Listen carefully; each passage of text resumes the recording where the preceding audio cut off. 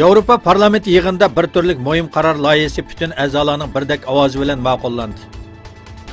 Yevropa parlamenti yig'inida Xitoyning Sharqiy Turkistonda atalmış tarbiyalash markazi nomidagi kollektiv jazolash lagerlarining darhol taqilishi va lagerlarda tutib turilayotgan Uyg'ur, Qozoq va boshqa musulmonlarning darhol qo'yib berilishi kerakligi haqida qaror ma'qullandi.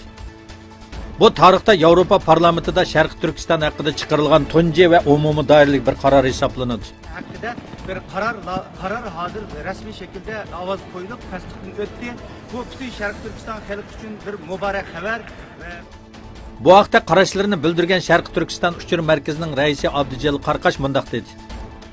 Xitoy zulmiga xotim berish uchun hammaylar birlikda har sohada va har xil shaklda kurashni davomlashtiramiz. Bugun birlik kunidir. Texmo irodalik bo'ladigan kundir. O Yevropa parlamenti idora hay'atiga shundaqla dunyoning har qaysi joylarida Uyg'ur da'vosi uchun xizmat qilayotgan va Xitoy zulmiga guvohlik berayotgan hammalarga rahmatini bildirdi. Hamda Dunyo Uyg'ur qurultiyining raisi Dolqin Aysaning bundaq yaxshi bir natijani qo'lga keltirganligini tabrikladi. Xitoyda ishlab chiqarilgan kompyuterlarga Amerikaning texnik maxfiyatligini o'g'irlash uchun mikro o'zak o'rnatilganligi o'ttirg'i chiqdi. Bloomberg agentligining xabar qilishicha, Gürüş çoğunluğundaki bu qattiq detal Amazon ve Alma şirketining mahsulotlarida, shundaqla Amerikaning boshqa shirkat va davlat organlarida ishlatilgan. Xabarda 3 yillik maxfiy tekshirish orqali Xitoyning kompyuter qattiq detallarga yumshoq detallardami aktivroq bo'lgan va bayqash qiyin bo'lgan mikro kirish eg'izi o'rinlashtirishga muvaffaq bo'lganligi bildirildi. Xitoy Pokiston iqtisod koridorining Gwadar portidagi faoliyatlari sababli rayonda nopsi bag'ansiri eshiyotgan Xitoylar uchun Xitoycha dars berayotgan maktablarning ochilishi norozilik keltirib chiqadi.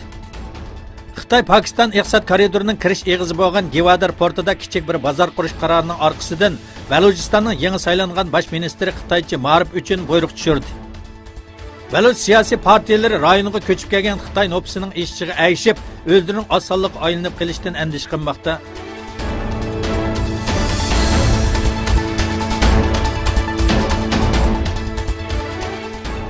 Amerika Mudofaa ministri James Mattis Rossiyaning o'ttir musofirlik radio qurollari kelishimiga xiloflik qilmaydiganligining kafolati yo'qligini ta'kidladi. Amerika Mudofaa ministri Mattis Beruselindagi NATO bosh shtabida o'tkazilgan mudofaa ministrlari yig'inida Rossiyaning o'ttir manzillik yadro qurollari kelishimiga xiloflik qilishi mumkinligini, Amerikaning buningga taqobil turish kerakligini aytdi.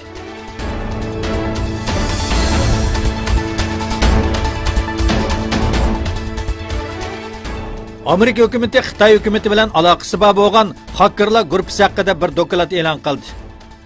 Hukumat shirkatlardan tor hujumiga qarshi tadbir elishni talab qilmoqda. Eng yangi uchurlarga asoslanganda Amerika davlat bexatarlik ministrligi Xitoy xakerlari haqida bir doklad e'lon qildi. Mutaxassislarning qarashicha, Xitoy xakerlar yangidan Amerikaning hujum nishoniga olgan